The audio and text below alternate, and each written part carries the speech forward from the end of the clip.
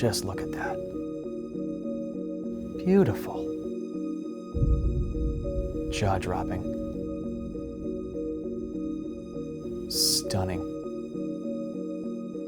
What you're looking at is some gorgeous footage a couple of B&H pros shot in Iceland. And I'm gonna show you more footage. Before we do, hit that subscribe button.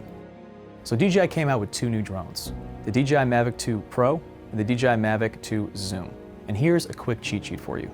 Top speed is 44 miles per hour, 31 minutes of flight time on a single battery, omnidirectional obstacle sensing, which means you get to worry a lot less about collisions. OcuSync 2.0 with 5-mile range transmits an HD signal to your phone up to 5 miles away.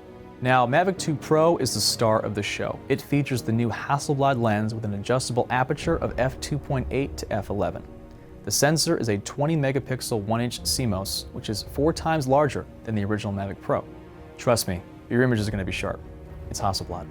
Mavic 2 Zoom features a new 24 to 48 millimeter equivalent optical zoom, which is something we haven't seen on drones of this level. The sensor is a 12 megapixel 1/2.3 inch CMOS, similar to what we saw on the original Mavic Pro. Now both drones will shoot Ultra HD 4K at 30 FPS, using the efficient H.265 codec at 100 megabits per second. However, the Pro version can record 10-bit internally and gives you D-Log-M profile perfect for HDR capture. Please note, there is a high quality setting for shooting Ultra HD 4K, which is about a 1.5 times crop on the sensor and turns your 28mm into a 42mm. Our B&H pros were really impressed with the performance of these drones. At one point, they had it flying over a mile away in light rain and winds gusting over 20 miles per hour, and it did not crash into the ocean. Yes, we still have it. Whew. Also, this has to be one of the quietest drones we've ever flown. One new feature that is exclusively on the Mavic 2 Zoom is the Dolly Zoom Quickshot.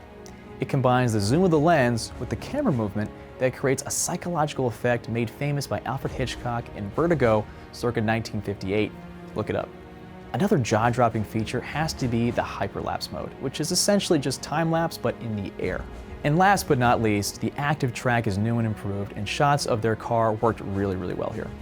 Now, if you're anything like me, I know you can't wait to get your hands on these two new drones. This is Jake with B&H. Just keep shooting.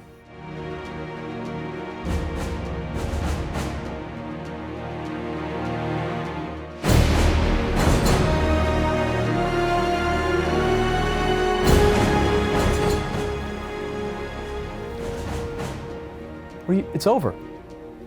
Go home. I'll see you next time.